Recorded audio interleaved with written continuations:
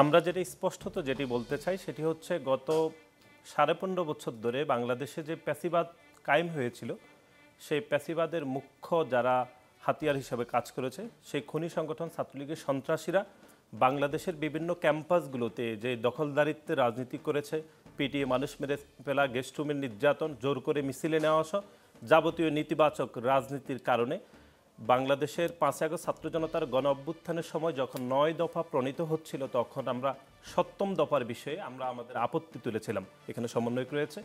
আমরা বলেছি দলীয় ছাত্র রাজনীতির বিষয়টি গত 15.5 বছর ধরে যেরকম নেগেটিভিটি হয়েছে সেই জায়গাতে এই শব্দটি নিয়ে আমাদের আলাপ আলোচনার বিষয় রয়েছে। আমরা যদি আপনাকে মনে করে দিতে চাই সেটি হচ্ছে বাংলাদেশ জাতীয়তাবাদী দলের আদর্শ আমরা বাংলাদেশের কোনো শিক্ষার্থীদের উপর আমরা চাপিয়ে দিতে চাইনি। সুতরাং সন্ত্রাস নৈরাজ্য সেদিকে আপনারা যেতে চান না, কিন্তু আপনারা যে আদর্শ নিয়ে রাজনীতি করেন সেটা বিশ্ববিদ্যালয়গুলোতে নিতে চান। হ্যাঁ, আমরা সেটাই বলছি যে দলীয় লেজুরভিত্তিক ছাত্র রাজনীতি যে পলিসিটি বা এই শব্দটি গত 15.5 বছর ধরে খুনি সংগঠন, যে সংগঠন ইতিমধ্যে সন্ত্রাস বিরোধী আইনে নিষিদ্ধ হয়েছে, সেই সংগঠন এত বেশি নেগেটিভ করেছে যে জন্য শিক্ষার্থীদের কাছে এই শব্দটি একটি ট্রমাটাইজড হয়েছে। আমরা সেই জায়গা থেকে আপনারা রিপ্লেসমেন্ট করছেন। ছাত্রলীগ চলে গেছে, ছাত্রদল আসছে, ছাত্র শিবির আসছে, আমরা রিফরমেশন চেয়েছিলাম। কেন আপনারা রিপ্লেসমেন্ট করছেন, রিফরমেশন কেন করছেন না? কেন দলীয় লেজুর ভিত্তিক এই রাজনীতিটা ক্যাম্পাস থেকে বের করে নিয়ে কেন আমরা ছাত্র সংসদ বা ছাত্র পরিষদ ইউনিয়নের মতো নতুন কোনো সংস্থা যারা হচ্ছে শুধুমাত্র ক্যাম্পাসে রাজনীতি করবে, রাজনীতি বলতে ক্যাম্পাসে সাধারণ যেই ছাত্র তাদের সুবিধা অসুবিধা নিয়ে কথা বলবে, বাইরে যে বলতে পারবে না যে আমি অমুক ভাই আমার খুব প্রিয় বা আমি অমুক ভাইয়ের প্রিয়, এগুলো এই তুই আমাকে চিনিস, অমুক ভাই আমার খুব প্রিয়, এই ধরনের রাজনীতি থেকে আমরা কেন বেরিয়ে আসছি না? জি, সালমান কি যোগ করতে চান এই প্রসঙ্গে কিছু?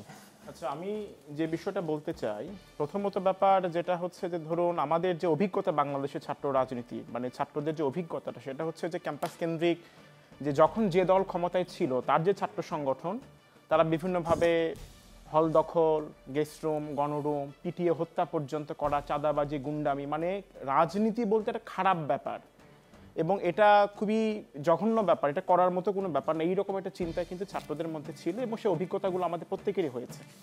তো সেই জায়গা থেকে আমরা বলতে চাই যে এই যে গণ অভ্যুত্থানটা হলো, দেখুন আমি যে সংগঠনটা করি সমাজতান্ত্রিক ছাত্র ফ্রন্ট, আমাদের বিরুদ্ধে কিন্তু কোনো গণরুম, গেস্ট রুমের অভিযোগ নেই। আমরা বরং বিভিন্ন সময়ে ছাত্রদের পক্ষে আমরা দাঁড়িয়েছি। যখন নির্বাচনটা একতরফা হয়েছে, হাসিনা গভর্নমেন্ট করেছে, তফসিল যেদিন হয়েছে তার বিরুদ্ধে আমরা প্রতিবাদ করেছি, অন্য ছাত্র সংগঠনগুলোর উপর আক্রমণ হয়েছে তার বিরুদ্ধে আমরা দাঁড়িয়েছি, সুন্দরবন রক্ষার আন্দোলন করেছি, ভারতের বিভিন্ন রকম আগ্রাসন বাংলাদেশের উপরে তার বিরুদ্ধে আমরা কথা বলেছি। গণরুম, গেস্ট রুম হলে, কোনো ছাত্র আহত হলে, অসুস্থ হলে বা ক্ষতিগ্রস্ত হলে আমরা কিন্তু তার বিরুদ্ধে দাঁড়িয়েছি।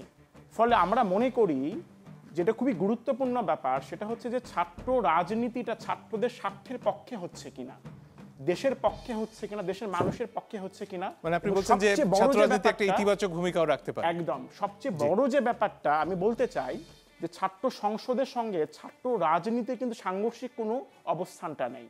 একদিকে ছাত্র রাজনীতিও চলতে পারে, ছাত্র সংসদও চলতে পারে, কিন্তু সেই ছাত্র রাজনীতি যেন ইতিবাচক পথে হতে পারে, ছাত্রদের পক্ষে থাকতে পারে, সেই জন্য কিন্তু ছাত্রদের সচেতন ভূমিকা রাখতে হবে। যে ছাত্র সংগঠন সন্ত্রাসী কর্মকাণ্ড করবে তাকে বয়কট করতে হবে, যে ছাত্র সংগঠন ছাত্রদের পক্ষে দাঁড়াবে, শিক্ষার পক্ষে দাঁড়াবে, ছাত্র আন্দোলনের পক্ষে দাঁড়াবে, তার হাতকে শক্তিশালী করতে হবে। আমার মনে হয় এই বোঝা গেছে। এই পাশ থেকে কি আর কেউ এই প্রসঙ্গে যোগ করতে চান?